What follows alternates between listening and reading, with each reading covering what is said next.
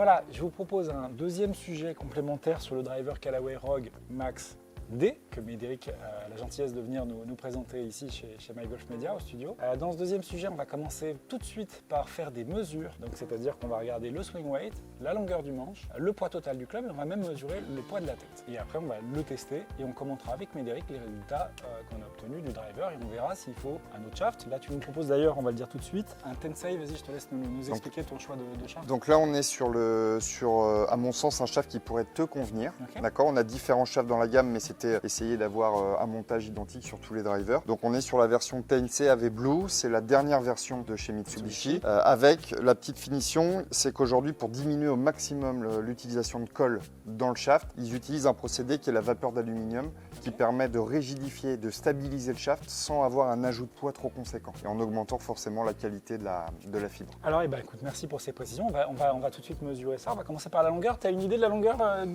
qu'on va trouver? Logiquement, on devrait être à 45,5 avec les nouvelles réglementations USJA qui ont changé l'année dernière. Tu devrais peut-être trouver un 45-75. C'est 45-75. Voilà. Et effectivement, il y a eu un changement au niveau des mesures prises par rapport à d'une marque à l'autre. On a des... Donc on est à 45-75, ok. C'est pas trop une surprise parce que dans les précédents tests qu'on a pu faire, d'autres marques, c'est un peu en train de s'imposer comme la norme. Maintenant on va regarder l'équilibrage. Tu as une idée un peu du swing weight de ce driver? C'est vrai que je suis pas gentil avec toi parce non, que tu vas pas apprendre par cœur tous les swing weights de tous les clubs. Avec ce shaft là, si je dis pas de bêtises, alors j'espère pas trop en dire, on devrait être sur du D3, D4 grand max. Alors après, les machines à swing weight sont pas toutes sur les mêmes, il peut y avoir des petits ajustements, mais on est sur un D5, voire D5. D'accord. Alors le manche est long, donc c'est possiblement le manche qui joue sur le swing weight. On va faire encore une chose, c'est qu'on va mesurer son poids total. Est-ce que là aussi sur le poids total, tu es quoi, sur un driver à 300, 350, 315 grammes, 320, tu as une idée? Avec ce shaft là qui est quand même 20 grammes plus lourd que le shaft classique, on doit être sur les 315, 317, parce que c'est un shaft en 75 grammes, sachant qu'on est sur la tête Max D. Pas loin de 315. Alors 317, j'aurais du mal à le trouver parce que j'ai une balance qui sera peut-être pas assez précise, mais c'est entre 315 et 320. C'est à peu près ça, parce que monté avec le shaft d'origine, en 55 320. grammes, on est à 295. Donc c'est pour ça qu'on est... Moi j'ai plutôt 320. Si tu permets, on va démonter la tête et on va peser la tête. C'est un élément très important dans la conception. Pour moi, il y a deux choses qui sont importantes dans une tête. Il y a le profil, qui peut jouer sur ce que tu disais, le moment d'inertie, et le poids. Et le poids, on est dans un sport où on lance un objet vers le sol. La masse et la vitesse, c'est deux éléments qui contribuent à l'énergie. Tu as une idée du poids de la tête? 197, un peu plus léger sur celle-ci, c'est la Max D. Peut-être fait 2 ou 3 grammes de moins. 192,4. Donc c'est une tête plutôt légère. Oui. Donc voilà, là on a toutes les infos, on sait ce qu'on teste. Donc je crois qu'on l'a précisé ou pas, c'est un stiff le shaft. Tout à fait stiff en 75 grammes. Il ne me reste plus qu'à le tester et puis après on commente.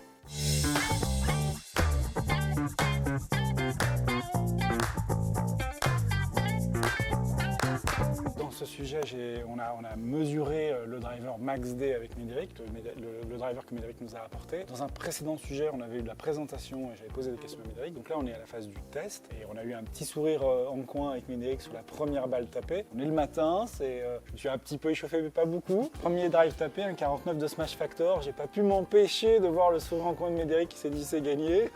ça démarre bien. Allez, pas de suspense, oui, ça s'est pas trop mal passé, mais Médéric a bien fait son boulot, c'est-à-dire qu'il est venu avec le shaft qui fonctionne bien, donc on n'a pas perdu trop de temps. Donc on va essayer d'être utile dans cette vidéo et de vous apporter des informations qui vous seront utiles. Le premier commentaire, il est positif parce qu'effectivement les sensations étaient bonnes et le Smash Factor a tout de suite été assez élevé et assez régulier. Je dirais que c'est pas trop une surprise parce que Callaway, vous faites quand même depuis quelques années des têtes qui sont dans une stratégie commerciale en tout cas d'être plutôt facile à jouer par nous les amateurs. Le démarrage du test, on va prendre cette fameuse première balle pour regarder rapidement. Je vais essayer de pas être trop, pas me disperser dans les commentaires. Dans un début de test, j'ai swingé aux alentours de 90 miles par heure. Effectivement, le Smash Factor 1,49 sur la première balle, donc ça signifie une vitesse de balle à 135 miles par heure. Les premiers commentaires, donc quand on est sur des vitesses, et peut-être que parmi vous, il y a des golfeurs qui swingent entre 90 et 95 miles par heure, et en termes de distance, ça signifie une distance totale d'à peu près 220-225 mètres, un carry à 185 mètres. Ce qui est intéressant sur cette balle, c'est le dynamic loft. J'en parle de plus en plus souvent dans nos sujets matériels,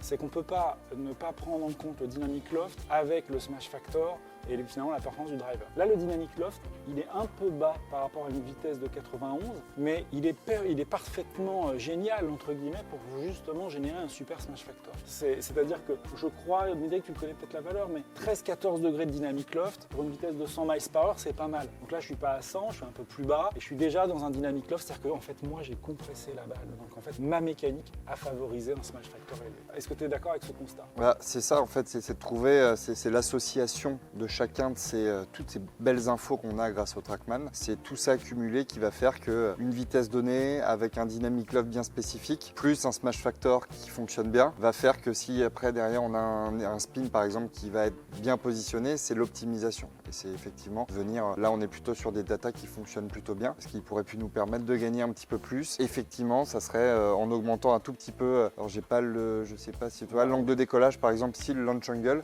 c'est peut-être cette donnée-là, si on arrivait avec le spin qu'on a eu ici, si on a vu un angle de décollage un peu plus élevé, autour des 13,5 je pense par rapport à la vitesse de swing à laquelle tu as tapé cette balle, on aurait pu gagner en carry. Et tout en gardant ce spin faible, on a une balle qui aurait pu derrière dévaler le fairway et gagner encore quelques mètres. Effectivement, on a une balle qui est un peu basse. Il a dit, voilà, on a une hauteur de balle de seulement 14 mètres. Si on regarde les données optimisées, ben voilà, c'est ça qui est intéressant. J'ai pas donné beaucoup de dynamic loft, donc le spin loft est un peu bas. Par contre, voilà, la vitesse de balle est très élevée par rapport à la plage de valeur idéale. Mais on retrouve un angle de lancement un peu bas, taux de spin un peu bas et une hauteur de balle un peu basse. Donc on peut optimiser les choses. Donc c'est des choses à regarder. On peut dire tout et n'importe quoi à partir des chiffres. Il faut essayer de comprendre les liens de cause à effet, je le dis assez souvent. Maintenant, si on regarde le global, j'avais envie de faire ce petit focus sur la première balle parce que c'est quand même rigolo d'arriver sur un test. La première balle, elle est claquée parfaitement. Il y a une part de réussite de ma part, mais c'est quand même intéressant pour le driver. Et je vais faire ce deuxième commentaire. Je l'ai trouvé plutôt facile à jouer. Et pourtant, c'est un Steve 75 grammes. Il fait 320 grammes de poids total. Dans d'autres marques, on a testé du 300 grammes. 320, c'est beaucoup plus lourd. Mais mine de rien, bah, l'utilisation, ça, c'est pas trop. J'ai pas trouvé ça très difficile à jouer.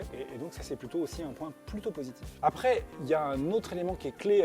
On a parlé dans le précédent sujet, qui est le fait que c'est un driver que vous appelez draw, et je suis pas toujours à l'aise avec cette définition-là, je dirais que c'est plutôt une closed face, c'est-à-dire une face un peu fermée, pour ne pas générer de slice. En fait, la closed face, elle va jouer sur deux paramètres, le chemin de club, c'est-à-dire comment le club se déplace vers la balle, et donc là, votre objectif, c'est de le réduire, de faire en sorte que le chemin de club, par rapport à quelqu'un qui swing de l'extérieur vers l'intérieur, bah, le fasse moins, et que ça atténue complètement le slice. Et là, c'est pas pour vanter les marques, mais toutes les marques qui le font, ça fonctionne, ça atténue le chemin, et ça fait une deuxième chose, c'est comme la face est fermée, le golfeur slicer, qui a tendance à ouvrir la face à l'impact, la face arrive ouverte, bah, il ne peut pas le faire. Donc ce qui fait que la balle, bah, et Médéric, c'était son deuxième sourire en coin, les balles sont toutes parties à gauche, puisque moi je suis un golfeur qui malheureusement ou heureusement ne fait pas de slice, mais fait l'inverse. Et là les balles, elles partent dans mon cas forcément à gauche, mais si j'avais été un slicer, eh ben, on aurait eu des trajectoires beaucoup plus centrales, et en tout cas très peu de trajectoires à l'extérieur, à droite du fairway pour un droitier. Je ne dis pas de bêtises? Non, c'est exactement ça. Et ce qui est plutôt assez intéressant, effectivement, c'est que, comme tu disais, par rapport à cette idée de draw, et c'est vrai que l'appellation draw est simple parce qu'on la comprend facilement, qu'on soit novice ou plutôt assez confirmé. Mais là, on va jouer, et c'est ce que j'ai expliqué dans l'autre sujet, c'est qu'on travaille sur l'équilibrage et sur la manière dont les poids vont être répartis dans la tête de club, et non pas, contrairement à beaucoup de drivers qui sont des compensateurs d'effet slice, où c'est la face de club qui est orientée à gauche, on reste sur une face neutre, mais avec un équilibrage dans la tête de club qui est beaucoup plus sur le talon. Donc visuellement, on n'a pas ce problème de club justement orienté sur la gauche de l'objectif. C'est vraiment le club en lui-même qui va venir compenser l'effet. Et donc on l'a bien vu là, effectivement, avec ces balles qui... Il n'y en a aucune qui s'est échappée. Il n'y en a qu'une à droite et encore, elle reste dans des proportions. Oui, c'est le démarrage de balle qui était effectivement un petit peu à droite de la ligne, mais sinon il n'y avait pas de balle de tournant de gauche à droite. Mais le troisième élément qui est intéressant pour ce driver, c'est que le smash factor, donc à 1,47 de moyenne sur 13 balles, c'est plutôt très correct parce que c'est une moyenne. Donc il y a eu quelques balles à 1,49. Mais moi, ce dont je vous parle de plus en plus souvent, c'est les écarts types. Au golf, l'objectif, c'est pas de taper une bonne balle, c'est de taper plusieurs bonnes balles et donc de limiter nos écarts types. Je suis désolé de faire un peu de maths avec vous, mais le golf, c'est des mathématiques tout le temps. Donc l'écart type, c'est quelle est la valeur la plus basse par rapport à la plus haute. Et là, la note qui est super intéressante sur ce driver, c'est que c'est 0,01. En gros, j'ai swingé entre 1,47, c'est la moyenne, 1,46 au plus bas, 1,48, 1,49 au meilleur, mais pas 1,44, 1,50, etc., etc. Donc ça veut dire que la tête, elle est régulière en performance, ça c'est aussi intéressant. Le seul point que je vais être obligé de minorer, c'est qu'il avait choisi le bon shaft. Donc du coup, c'est vrai que le fonctionnement par exemple du dynamic loft, etc. est performant parce que c'est vraiment le bon manche par rapport à ma mécanique. Et donc c'est ce que vous aussi vous devrez vérifier, c'est si vous avez le bon manche, avec une tête comme ça, vous ne prendrez pas beaucoup de risques parce que vous aurez des résultats relativement facilement. Donc c'est plutôt à mettre au crédit Callaway, comme quoi sur MyGolf Media, on n'est pas que là pour dire du mal des marques. J'ai une petite remarque, je peux me permettre, Laurent? Bien sûr. Ce qui est intéressant, c'est qu'effectivement, on n'a pas, si on parle du loft du driver, effectivement, là tu le testes en 9 degrés, et juste en basculant peut-être sur une tête en 10,5, on pourrait récupérer ce dynamic loft et venir gagner peut-être 1 degré de dynamic loft, qui est à 13,3 en moyenne. Dans l'optimisation tout à l'heure, on était entre 13,5 et 14 et 15, peut-être pas monter un peu plus haut, mais voilà, on était sur cet angle de décollage ici. Donc là, on pourrait gagner un petit peu, et effectivement, on a une tête qui est très tolérante, d'où le smash factor qui est assez élevé, avec peu de variations, une belle homogénéité dans ces smash factors, et le shaft, effectivement, qui fonctionnait bien, mais qui était assez lourd. Donc effectivement, on a une tête qui est 20 grammes plus lourde un club qui est 20 grammes plus lourd qu'avec le shaft d'origine, qui normalement est en 55 grammes. Et donc là, c'est un bon mix. Une tête qui va venir apporter de la tolérance, mais en même temps un shaft qui va venir baisser le spin, parce que c'est vraiment le rôle premier de cette gamme de shaft là. Tu fais bien de le préciser. Je vais du coup être obligé de revenir sur un élément intéressant du début de notre procédure, c'est le poids de la tête. Quand j'ai vu 192 grammes, je me suis dit, oula, c'est très léger, le smash factor va être bas. Et par contre, j'aurais une vitesse de club plus importante, mais j'aurais pas la vitesse de balle.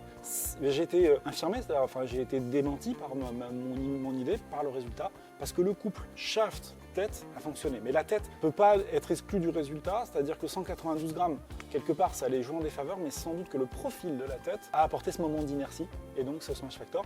Et le shaft a fait le reste du boulot avec le dynamic loft. Par contre, là, si on regarde les données optimisées, 244 de vitesse totale pour une moyenne de 97 miles par heure. Si à nouveau vous swingez dans une valeur entre 90 et 95, avec 97 miles par heure de vitesse de swing, le type de distance auquel vous pouvez vous attendre, c'est 230 mètres total et 200 mètres carrés. Pour cette vitesse de swing, j'aurais pu, si on avait travaillé sur l'optimisation du club, aller chercher encore une dizaine de mètres, mais pas 30 mètres. On a vu dans certains autres tests qu'on partait de beaucoup plus loin, mais effectivement, au niveau du carry, on avait 1 mètre d'écart. C'est peut-être cet élément-là qu'en fitting, vous regarderiez. Parce qu'on va retrouver vraiment l'angle angle et la hauteur, et les deux sont liés. Donc effectivement, juste en peut-être basculant sur un loft plus ouvert, on pourrait optimiser encore un peu plus ses performances. Voilà, je vous propose qu'on s'arrête là pour ce driver-là. On a d'autres drivers à tester de chez Callaway. Peut-être que ça ne se passera pas aussi bien. Mais voilà, c'est plutôt une bonne surprise. Merci, à bientôt. Merci.